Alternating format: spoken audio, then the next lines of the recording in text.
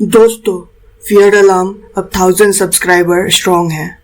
आप लोगों का प्यार और सपोर्ट मेरे लिए कितना मायने रखता है ये बताना अभी तो मेरे लिए नामुमकिन है।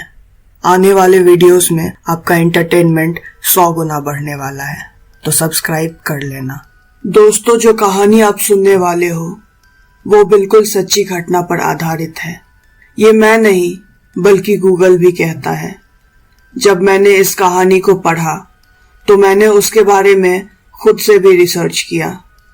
कहानी अमेरिका के एक शहर पुएब्लो की है, जहां एक रोड है जिसे वहां के लोग कॉर्टनर रोड के नाम से जानते हैं। हाँ, ये रोड काफी ज्यादा हॉन्टेड है। अगर आप कहानी को ध्यान से आखिरी तक सुनेंगे तो आपको ये भी पता चल जाएगा कि वो रोड हॉन्टेड क्यों है और आखिर वहां हुआ क्या था। एक लड़का जिसका नाम हैरी है, उसने अपनी आप बीती इंटरनेट पर लिखी थी और उसी के जुबानी आप इस कहानी को सुनेंगे। कॉर्टनर रोड एक ऐसी जगह है जहां लोग अक्सर हैलोवीन नाइट के लिए अपने दोस्तों रिश्तेदारों के साथ उनको डराने के लिए जाते हैं और वहां मस्ती मजाक करके वापस आ जाते हैं। हैलोवीन के दिन वहां काफी ज्यादा भीड़ होती है। पुएब्लो में लोग हैलोवीन के दिन यही करते हैं, लेकिन बाकी के दिनों में वो रोड नॉर्मल रेगुलर हो जाता है। एक रात की बात है, मैं और मेरा कजन मैट रात के 1 बजे अपने कार में घूमने के लिए निकल पड़े। हम लोग कॉर्टनर के पुराने से घर के पास से जा रहे थे। वो जगह काफी ज्यादा डरावना दिख रहा था। हालांकि मैं उसके घर के पास से कई बार गुजर चुका था, लेकिन मैंने कभी भी उसके घर पर ध्यान नहीं दिया। वो घर पूरा जला हुआ था और आधा घर तो वहां ऐसे भी नहीं था। हाँ, लेकिन उसका बेसमेंट वहीं पर था। उस रात हम लोग उसके घर के बाहर ही थे। मैट ने कार को पार्क किया और उसने गाड़ी के सारे लाइट ऑफ कर दिए और फिर उसके बाद उसने मुझे एक कहानी सुनाई। उसने मुझे बताया एक बूढ़ा आदमी कॉर्टनर यहाँ अपनी पत्नी और 2 बच्चों के साथ रहा करता था। वो अपने बेसमेंट में अफ्रीकन अमेरिकन्स को जान से मार देता था। एक दिन अचानक ही ना जाने उसे क्या पागलपन चढ़ा, उसने अपने कुत्ते को जान से मार दिया। और जब उसकी पत्नी ने उससे पूछा कि उसने ऐसा क्यों किया, तो इस पर गुस्सा होकर वो उसे भी जान से मार डालने के लिए उसका पीछा करने लगा। उसके घर के आसपास बहुत जंगल था। उसने उस जंगल में अपनी पत्नी का पीछा किया और कुछ समय पीछा करने के बाद उसने अपनी पत्नी को पकड़ लिया और उसे गोली मार दी। उसने पागलपन में आकर अपने बेटे को भी गोली मारकर उसकी हत्या कर दी। अब अपने कुत्ते को, बीवी को और बेटे को गोली मारने के बाद उसने अपनी बेटी को वही सड़क के किनारे एक पेड़ से लटकाकर फांसी दे दी। और माना जाता है उस घटना के बाद से ही जो लोग भी उस रोड से गुजरते हैं वो अक्सर उसी पेड़ से किसी लड़की को लटकते हुए देखते हैं। अपने कजन मैट के बातों को उसी बेसमेंट के पास सुनने के बाद मैं डर से कांपने लगा था। मैंने उसे कहा कि मैं वहां और नहीं रुक सकता, वो जितनी जल्दी हो सके कार को वहां से लेकर चले। मेरी बातों को सुनने के बाद मैट ने गाड़ी को धीरे से निकाला। फिर उसने मिरर में हमारे पीछे आते गाड़ियों को देखा। फिर अचानक ही उसने ब्रेक लगाया, जिसके वजह से फ्रंट रियर व्यू का मिरर टूट गया।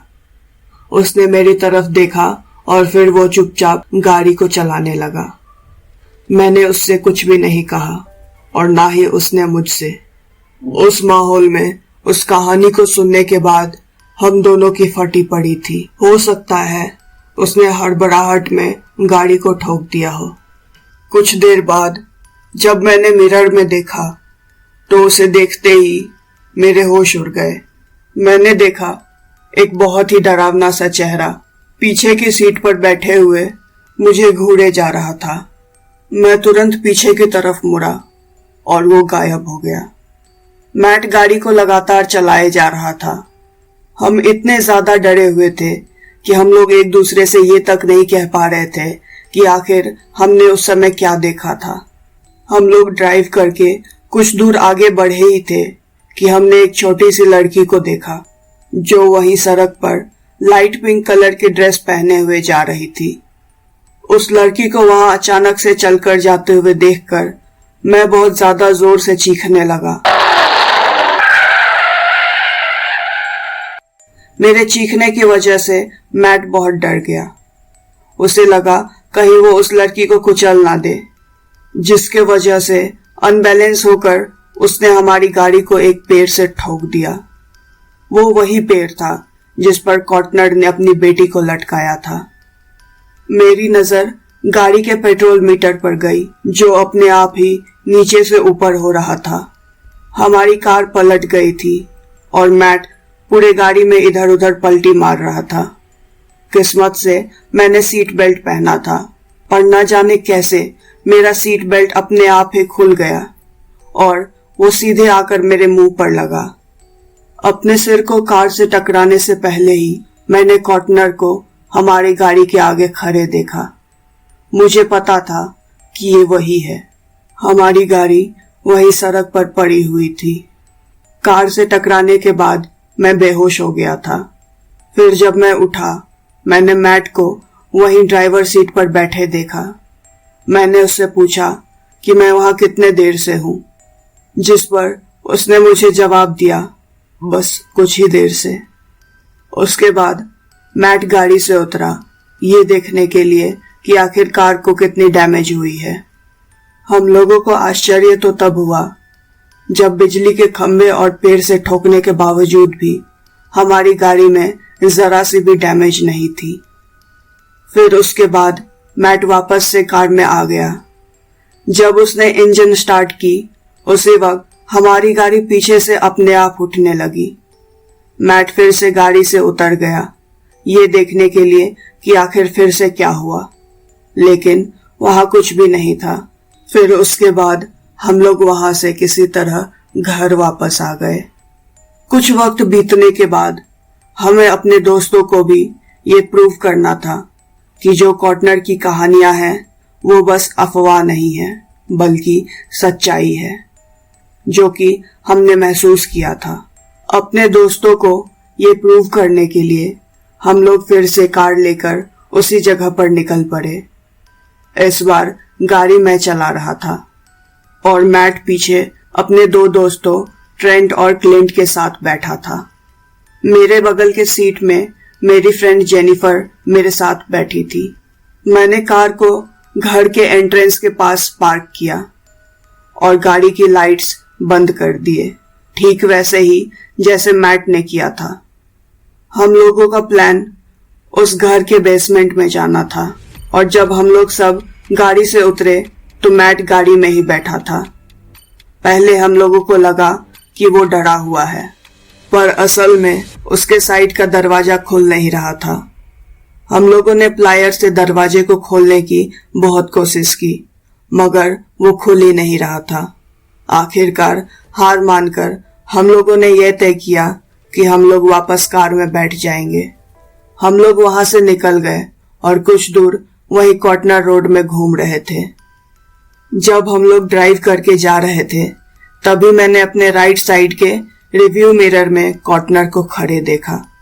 जेनिफर ने भी अपने साइड के मिरर से उसे हम लोगों को घूरते देखा। वो रोड के ठीक बीचों बीच खड़ा था। मैंने उसके बारे में मैट को कुछ भी नहीं कहा। वो पहले से ही काफी डरा हुआ था। अगर मैं उसे कुछ भी कहता तो वो खामखा डर जाता। कॉर्टनर को देखने के बाद मैं डरे सहमे हुए जितनी जल्दी हो सकता था उस रोड को पीछे छोड़ देना चाहता था।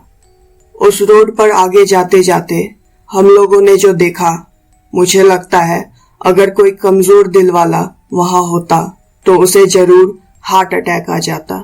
दरअसल मैं काफी स्पीड में ड्राइव किए जा रहा था।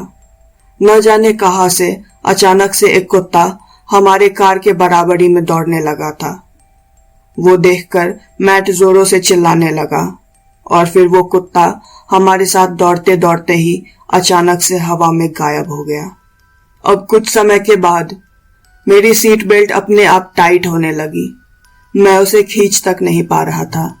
वो इतने जोर से टाइट हो चुका था कि मेरा सीट अपने आप पीछे की तरफ चले गया। मैं डर और दर्द के मारे रोने लगा था और फिर मैंने सीट बेल्ट को किसी तरह खोलकर उसे दूर फेंका। जो कुछ भी हमारे साथ हो रहा था, हम लोगों में से किसी को भी उस पर भरोसा नहीं था। फाइनली उसके बाद हम लोग साउथ रोड पहुंच गए। मैंने अपने दोस्तों को उनके घर पर छोड़ा और उस दिन के बाद से आज तक अगर कोई भी कॉटनर रोड के बारे में अगर जिक्र भी करता है तो मैट अपने लेफ्ट आंखों से देख नहीं पाता है और मेरे नाक से अपने आप ही खून निकलने लगते हैं। यकीन मानिए, हर बार। अब मुझे बिल्कुल यकीन है कि मैं कभी भी उस रोड पर दोबारा गया तो मैं कभी भी जिंदा वापस नहीं लौटूंगा। दोस्तों, कॉटनर रोड पर और भी कई सारी घटनाएं चर्चित हैं। वो कुत्ता जिसे कॉटनर ने जान से मारा था, उसकी आत्मा आज भी उस पेड़ के आसपास भटकती है जहां उसने अपनी बेटी को फांसी दिया था। कई लोगों का मानना है कि ये सब कुछ अफवाहें हैं, पर मुझे लगता है कोई भी अफवाह इतनी फेमस नहीं हो सकती। इसी के साथ आज की स्टोरी यही खत्म हुई। जाते हुए चैनल को सब्सक्राइब करके जरूर जाना और कमेंट, शेयर और लाइक जरूर करना। मुझे उम्मीद है आपको कहानी पसंद आई होगी। तब तक के लिए मिलते हैं अगली कहानी में।